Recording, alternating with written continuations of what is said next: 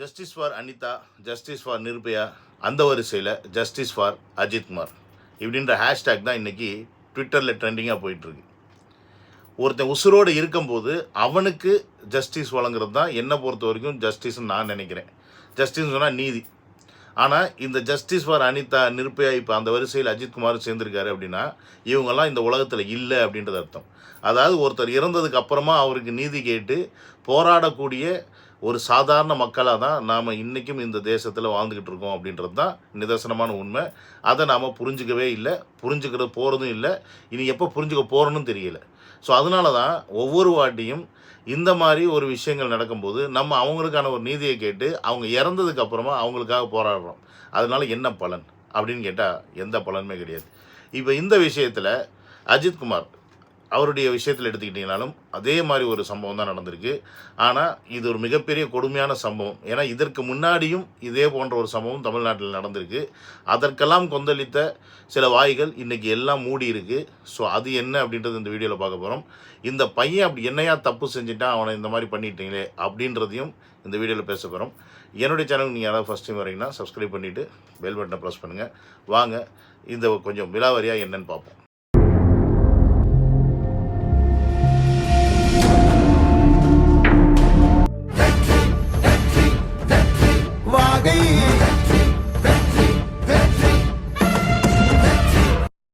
Welcome to Vijay talk and welcome to another video. காவல்துறை உங்கள் நண்பன் இப்படின்ற வாசகத்தை எல்லா வண்டியிலுமே எழுதியிருப்பாங்க.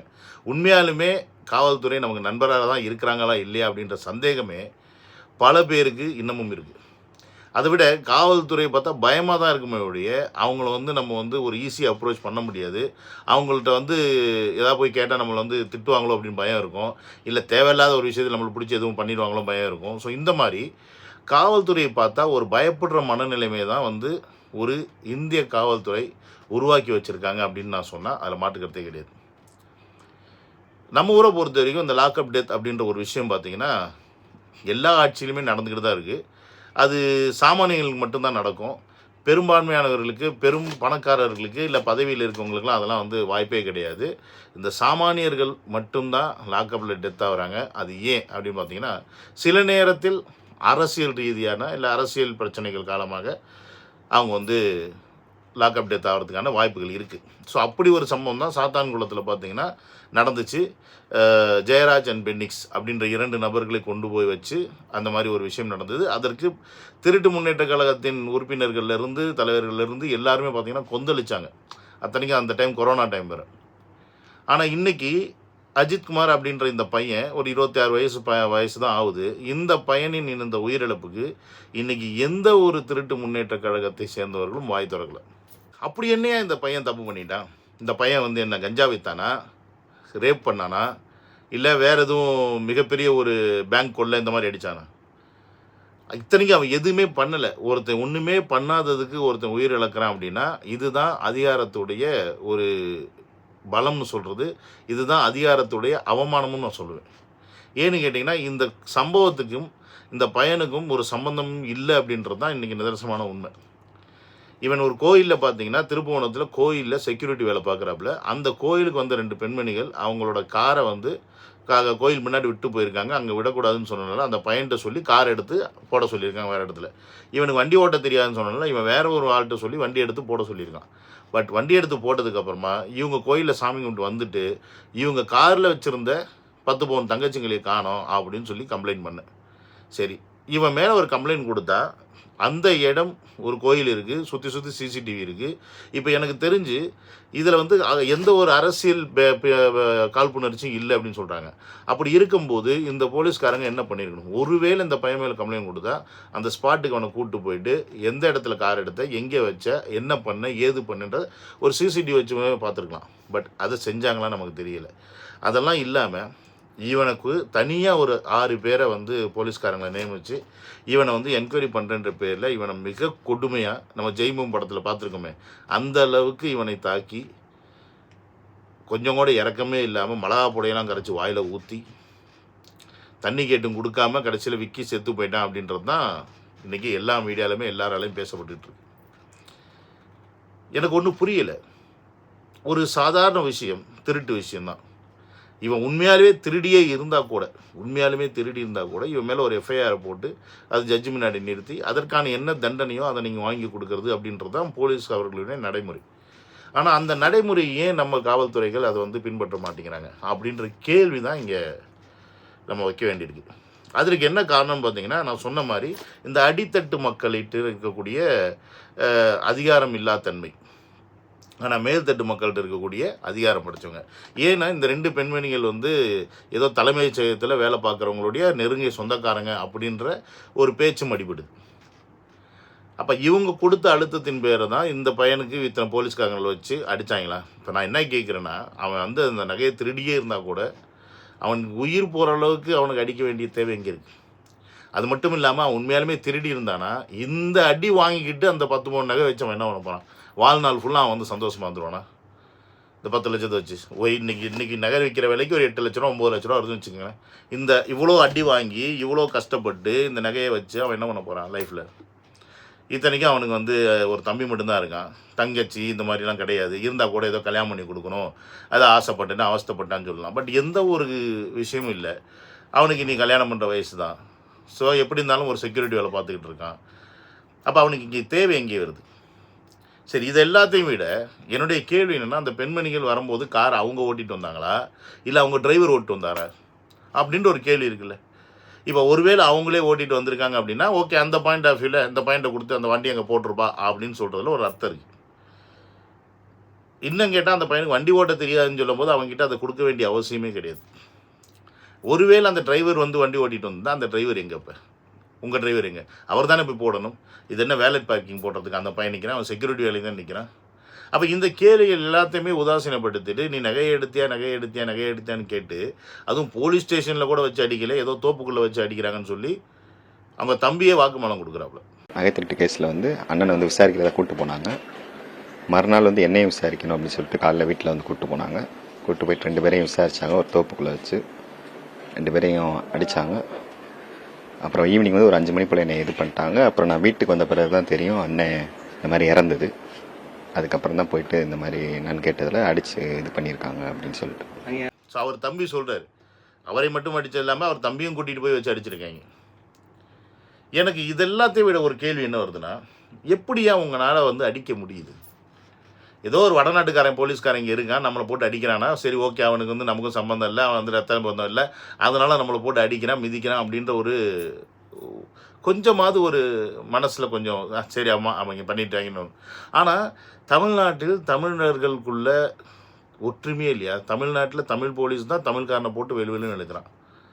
ஏன் இப்படி? இதே தமிழ்நாட்டில் ஒரு வடநாட்டுக்காரன் ஏதாவது செஞ்சானா அவனை வந்து எதுவுமே பண்ணுறது கிடையாது. அவனை பாதுகாப்பாக கூப்பிட்டு போகிறீங்க. ஏன் கொலை பண்ணவங்க, கொள்ளையடிச்சவங்க, ஏன் ரேப் பண்ணுவீங்க, போதை விற்றவங்கெல்லாம் போதைப் பொருள் விற்றவங்கெல்லாம் நீங்கள் கௌரவமாக கூட்டிகிட்டு போகிறீங்க, பாதுகாப்பாக கூட்டிகிட்டு போகிறீங்க. ஒரு திருட்டு பட்டம் கட்டிய ஒரு பையனை வந்து இவ்வளோ தூரம் விசாரிக்க வேண்டிய தேவை எங்கேருந்து வருது?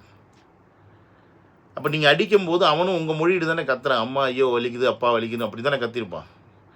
அப்போ அது உங்களுக்கு அந்த சத்தத்தை கேட்டு கூட உங்களுக்குலாம் இறக்கமே வரலைன்னா அப்போலாம் நீங்களாம் என்ன மனுஷன்டான்னு அப்படின்னு தான் கேட்குற மாதிரி தோணுது நமக்கு. இப்போ போலீஸ்காரங்களாவே இருக்கட்டும், ஏன்னா 5-6 பேர் இருந்திருக்காங்க, 6 பேருமே வந்து தனிப்பிரிவு படையை சேர்ந்தவங்கன்னு சொல்கிறாங்க. பட் அவங்கெல்லாம் தமிழர்கள் தானே. அப்போ அவங்களுக்குலாம் இறக்கம்னு ஒன்று இருக்கவே இருக்காதுடா அவங்களுக்குலாம். ஸோ இப்போ புரியுதா மக்களே ஏன் தமிழ்நாட்டில் வந்து இன்ன வரைக்கும் இந்த திராவிட திருட்டு கும்பல் ஆண்டுக்கிட்டு இருக்குன்னு? ஏன்னா நம்மளை யாரையுமே வந்து ஒரு உணர்ச்சி இருக்கக்கூடிய மனிதர்களாக இவங்க உருவாக்கவே இல்லை. இவங்க நம்மளை இருக்க விடலை. ஒரு தமிழனுக்கு அடித்தா நமக்கு வலிக்குது அப்படின்ற அந்த வழியே இல்லாத அளவுக்கு தான் இவங்க பண்ணி வச்சுருக்காங்க. அதனால தான் தமிழ்நாட்டில் இந்த மாதிரி லாக்அப் டெத் வந்து தமிழர்களுக்கு தான் பெரும்பாலும் நடக்குது. நீங்கள் எங்கேயாவது இப்போ எனக்கு தெரிஞ்சு நான் ரீசெண்டாக எந்த ஒரு நார்த் இந்தியனும் தமிழ்நாட்டில் அடித்து கொல்லப்பட்டதை நான் பார்க்கல. அதர் ஸ்டேட்டுக்காரன் வந்து தமிழ்நாட்டில் திருடியோ இல்லை தமிழ்நாட்டில் வந்து தப்பு பண்ணியோ அவனை போலீஸ் பிடிச்சி அவனை அடித்து இந்த மாதிரி செத்துட்டான்னு நான் கேள்விப்படல. ஆனால் சாவரம் எல்லாம் தமிழ்நாட்டில் தமிழன் தான் சாவறான். அதே தமிழன் தான் பக்கத்து ஸ்டேட்லேயும் போய் சாவறான், வேறு எங்கேயும் போய் சாவறான். ஆனால் தமிழன் பிறந்தவனுக்கு மட்டும் சாவறதுக்கு மட்டும்தான் ஒரே வழி போல் இருக்குது. வாழ்கிறதுக்கு வழியே இல்லை அவனுக்கு. ஏன்னா நம்மளை வாழவே விடலை. இந்த சம்பவத்துக்கு பார்த்தீங்கன்னா முதல்ல இப்போ அறிக்கை கொடுத்தது வந்து தமிழக வெற்றிக்கழகம் தான்.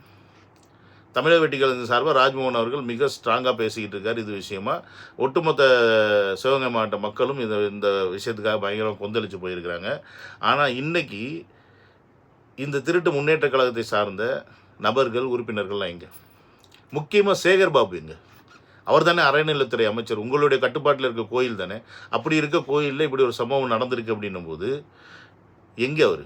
ஏன் அதற்கான எந்த ஒரு அறிக்கையும் கொடுக்கல? இதற்கான அந்த இடத்துல இன்ன வரைக்கும் ஏன் போய் அவர் பார்க்கல? சிஎம்ஐ கூட்டிகிட்டு போயிட்டு வச்சு நிற்க வச்சு டான்ஸ் ஆடி டான்ஸ் ஷோ பார்க்க தெரியுது. தமிழ்நாட்டில் நாங்கள் தான் வந்து எல்லாருக்கும் எல்லாம் செஞ்சுக்கிட்டு இருக்கோம்னு சொல்ல தெரியுது, கிரெடிட் வாங்கிக்க தெரியுது. ஆனால் இப்படி ஒரு சம்பவம் நடக்கும்போது அந்த இடத்துல பார்த்தீங்கன்னா இவர்கள் போய் நின்று ஆறுதல் சொல்கிறது இல்லாமல் அடக்குமுறை தான் அங்கே வந்து மெயின்டைன் பண்ணிகிட்டு இருக்காங்க. சஸ்பெண்ட்ன்றது சும்மா கண் துடைப்பு சார். இது வந்து இந்த அவங்க எல்லாரையும் டிஸ்மிஸ் பண்ணணும். முதல்ல அந்த மாவட்ட காவல் கண்காணிப்பாளரை டிஸ்மிஸ் பண்ணுங்க. நான் இங்கே பார்த்துட்டு இருக்கேன், அந்த எஸ்பி வந்து அவ்வளோ ஃபோர்ஸாக மக்களை தள்ளுறாரு. தன்னோட துறையில் ஒரு இவ்வளோ பெரிய தப்பு நடந்திருக்குன்ற குற்ற உணர்ச்சி கொஞ்சம் கூட அவங்களுக்கு கிடையாது. வந்து பாதுகாப்பாக ஒரு அவங்களுக்கு அந்த ஆதரவாக நிற்கிற மக்களை போய் லேடிஸை எப்படி நீங்கள் தள்ளுவீங்க? அந்த காவல் கண்காணிப்பாளரை முதல்ல டிஸ்மிஸ் பண்ணணும். இந்த எஃப்ஐஆரில் கொலை குற்றத்தில் ஏன் மாநில காவல்துறை இதை விசாரிக்கக்கூடாதுன்னு எதுவும் சட்டம் இருக்கா என்ன? உடனே சிபிஐ ஸோ இவங்க சொல்கிறது கேட்டிங்களா? அந்த இடத்தில் இருக்கக்கூடிய அந்த எஸ்பியாக இருக்கட்டும், அங்கே இருக்க உயர் அதிகாரிகள் என்ன பண்ணீங்க? ஒரு கம்ப்ளைண்ட் வந்ததுக்கப்புறமா இப்போ இந்த விஷயம் நடக்குதுன்னா இந்த 6 பேர் கொண்ட இந்த தனிப்படைக்கிட்ட கொடுக்க வேண்டிய அவசியம் என்ன? அப்போ அவங்க அந்த அம்மா சொல்கிற மாதிரி இவர்கள் மேலே தான் நடவடிக்கை எடுக்கணும். வெறும் சஸ்பெண்ட் மட்டும் பண்ணிட்டா போதுமா? ஒருத்தனை கொண்டதுக்கப்புறமா அவனுக்கு வந்து பணி நீக்கம், இடை நீக்கம்னு ஒரு 6 மாதம் உட்கார வச்சுருப்பீங்க, அதுக்கப்புறமா திருப்பி வேலைக்கு சேர்த்துப்பீங்க அப்படின்னா அப்போ அவனுக்கு எப்படி பயம் இருக்கும்? தன்னுடைய கடமை என்ன? ஒரு போலீஸ் டிபார்ட்மெண்ட்டோடைய வேலை பார்க்கக்கூடிய போலீஸ்காரர்களுடைய வேலை என்ன? போலீஸ்காரர்கள் அப்போ உண்மையாகவே போலீஸ்காரர்களாக இல்லையா? ஏவி விடும் அடியாட்களை தான் இருக்காங்க. அதாவது அதிகாரத்தில் இருக்கவர்கள் ஏவி விடும் அடியாட்களை தான் நம்ம ஊரில் எல்லாம் போலீஸ்காரங்க வேலை பார்த்துட்டு இருக்காங்க அப்படின்ற இந்த விஷயத்தை தான் இதில் வந்து நம்ம புரிஞ்சுக்க முடியுது. நான் ஒட்டுமொத்தமாக எல்லாரையும் சொல்லலை. இந்த மாதிரி இருக்கக்கூடிய இரக்கமற்ற, கொஞ்சம் கூட வந்து மனிதாபிமானமற்ற போலீஸ்காரில் தான் சொல்கிறேன். நிறைய பேர் எவ்வளோ போலீஸ்காரங்க நல்லவங்க இருக்கிறாங்க. ஆனால் இந்த மாதிரி கொஞ்சம் கூட இரக்கம் இல்லாத அளவுக்கு இருக்கிறீங்களே, அது எப்படி நமக்கு புரியல. இது எல்லாத்துக்கும் மேலே பார்த்தீங்கன்னா இந்த மாதிரி ஒரு விஷயத்தை எப்பயுமே அரசியலாக்குறது தான் வந்து இந்த திருட்டு முன்னேற்ற கழகங்களுடைய ஒரு விஷயம். ஜெயராஜன் பென்னிக்ஸ் இறந்த பொழுது அப்போ அதிமுக ஆட்சி, அன்னைக்கு பார்த்தீங்கன்னா திமுகவில் இருக்க அத்தனை பேரும் வாய்ஸ் கொடுத்தாங்க. அத்தனை பேரும் வாயை மூடிக்கிட்டு போர்டை வச்சுக்கிட்டு அவனுக்கு வந்து ஜஸ்டிஸ் கேட்டுருந்தாங்க அவங்களுக்கு. இன்றைக்கி அதே கூட்டம் எங்கே போச்சுன்னு தெரியல. ஏன் அவ்வளவு நடிகர்கள் அன்றைக்கி வாய்ஸ் கொடுத்துருந்தாங்க. சூர்யா, விஷால், விஷ்ணுவர்தன், சித்தார்த்து, அப்புறம் பார்த்திங்கன்னா ஏகப்பட்ட நடிகர்கள். சரி, அவங்களாம் சொல்லும்போது பரவாயில்ல எல்லாரும் பேசுகிறாங்க அப்படின்னு நினச்சிட்டு இருந்தோம். ஆனால் இன்றைக்கி தமிழ்நாட்டில் எத்தனை விஷயங்கள் நடந்தாலும் இந்த நடிகர்கள் யாருமே வாய் திறக்கிறதில்ல. அப்போ இதிலேருந்தே ஒரு விஷயத்தை நல்லா தெரிஞ்சுக்கிறீங்க. இவங்க எல்லாமே திமுகவுடைய கொத்தடிமைங்க தான். இந்த நடிகர்கள் எல்லாமே திமுகவுடைய கொத்தடிமைங்க தான். ஜல்லிக்கட்டு டயத்தில் போலீஸ்காரங்களை தாக்கியதா ரஜினி அவர்கள் ஸ்டேட்மெண்ட் கொடுக்குறாரு. தூத்துக்குடியில் போலீஸ்காரங்களை தாக்கியதா மக்கள் வந்து போலீஸ்காரங்களை தாக்கியது தப்பு, போலீஸ்காரங்க மேலே கை வைக்கக்கூடாதுன்னு சொல்கிறாரு ரஜினி அவர்கள். ஆனால் இன்றைக்கி இந்த மாதிரி ஒரு போலீஸ்காரங்களால் ஒரு சாமானியனோட உயிர் இழக்குது அப்படின்னும் போது ரஜினி போன்றவர்களோ இல்லை கமல் போன்றவர்களோ வாய் திறக்க மாட்டாங்க. ஏன்? அப்போ இவங்களாம் உங்கள் மக்கள் இல்லையா? அப்போ இன்னைய டேட்டு வரைக்குமே இவங்க எல்லாருக்குமே நாம் எல்லாம் வெறும் ஓட்டு போடும் கருவி மட்டும்தான் மக்களே அப்படின்றத நீங்கள் புரிஞ்சுக்கணும். நம்மக்கிட்ட இந்த ஓட்டுன்னு ஒரு விஷயம் இல்லைன்னு வச்சுக்கோங்களேன், நம்மளாம் என்றைக்கோ கொன்று மண்ணோட மண்ணாக புதைச்சிருப்பாங்க. அதை நீங்கள் முதல்ல புரிஞ்சுக்கணும். இந்தியா தப்பி தவறி டெமோக்ராட்டிக் கண்ட்ரி ஆகிப்போச்சு.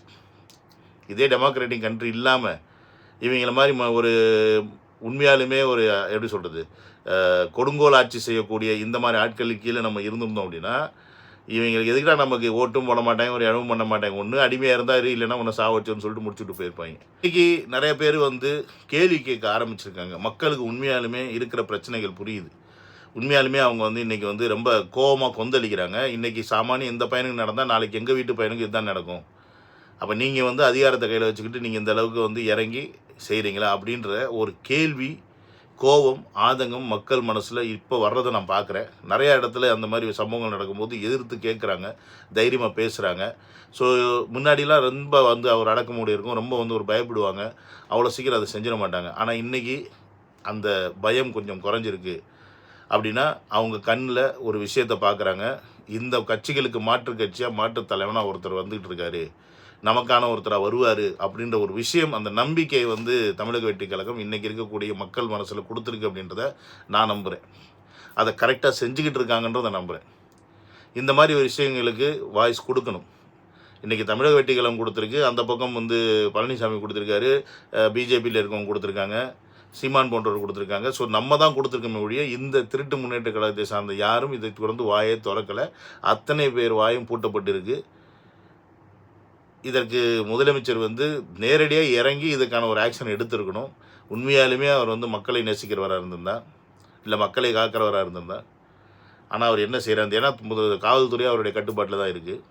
பட் இந்த மாதிரி விஷயங்களை வந்து எப்படி இதில் கூட அரசியல் பார்க்குறீங்க அப்படின்னு நமக்கு புரியல. ஏன்னா உண்மையாலுமே அந்த பையனை வந்து ஏன்னா அரசியல் ரீதியாக அது நடந்திருந்தா ஓகே, இதுக்காக நடந்திருக்குன்னு நினைக்கலாம். ஒரு சாதாரண ஒரு திருட்டு கேஸில் கொண்டு போய் அவனை இந்த அளவுக்கு கொடுமைப்படுத்தி கொள்ள வேண்டிய அவசியம் எங்கேருந்து வருது? அப்போ இது எந்த அளவுக்கான ஒரு எக்ஸ்ட்ரீம் ஒரு டார்ச்சர் அப்படின்றத நம்ம பார்க்க வேண்டியது இருக்குது. ஒரு சாதாரண தலைமை செயலகத்தில் வேலை பார்க்குற ஒருத்தவங்களுடைய சொந்தக்காரங்க சொல்லிட்டாங்க, அவங்க கொடுத்த ப்ரெஷர்னால தான் இது ஆயிடுச்சு அப்படின்னா, அவங்களுக்கு இருக்கக்கூடிய பவரே இந்த அளவுக்கு இருக்குன்னா, அப்போ நம்ம கொண்டு போய் உட்கார வச்சுருக்க எம்எல்ஏ, சீஃப் மினிஸ்டர் இவங்களுக்குலாம் எந்த அளவுக்கு பவர் இருக்குன்றது மக்கள் நீங்கள் புரிஞ்சுக்குங்க. இந்த புரிதல் உங்களுக்கு வந்துச்சுன்னு அப்படின்னா, இது போன்ற நிகழ்வுகள் தமிழ்நாட்டில் நடக்காமல் இருக்கணும் அப்படின்னா, நமக்கு தேவை நல்ல ஒரு தலைவன். அந்த தலைவனை தேர்ந்தெடுக்க வேண்டியது நம்மளுடைய கடமை. நான் சொன்ன மாதிரி நம்மக்கிட்ட ஒரே ஒரு விஷயம் மட்டும்தான் இருக்குது, அது ஓட்டு போடுறது. அந்த ஓட்டு போடுற ஒரு விஷயத்தை வச்சுக்கிட்டு மட்டும்தான் நம்ம உசுரோட வாழ்ந்துக்கிட்டு இருக்கோன்றதை நீங்கள் புரிஞ்சுக்கிட்டா சரி. இல்லை நம்ம வந்து அதெல்லாம் கிடையாது, நம்ம சம்பாதிக்கணும், நம்ம வாழ்கிறோம் அப்படின்னு நீங்கள் நினச்சிங்கன்னா நீங்கள் முட்டாள்கள் அப்படின்றத இந்த வீடியோ மூலிமா நான் பதிவு பண்ணிக்கிறேன். இன்றைக்கி இறந்து போன தம்பிக்கு ஜஸ்டிஸ் ஃபார் அஜித்குமார்னு கேட்குறது என்னை பொறுத்த வரைக்கும் இனி அவருக்கு நீதி கிடைத்தாலும் கிடைக்கலைனாலும் அவருக்கு அது பலன் இல்லை. ஆனால் இந்த மாதிரி இனி யாருக்குமே நடக்கக்கூடாது அப்படின்னா நம்ம உண்மையாலுமே ஜஸ்டிஸ் ஃபார் தமிழ்நாடு பீப்புள் தான் கேட்டாகணும். ஸோ அதை மனசில் வச்சுக்கிட்டு என்ன பண்ணுவோம் பண்ணுங்கள். இன்னும் எத்தனை பேர் இந்த மாதிரி இறக்க போகிறாங்கன்னு தெரியாது. அடுத்து நாம கூட இருக்கலாம். So another video, love you all, take care, bye bye.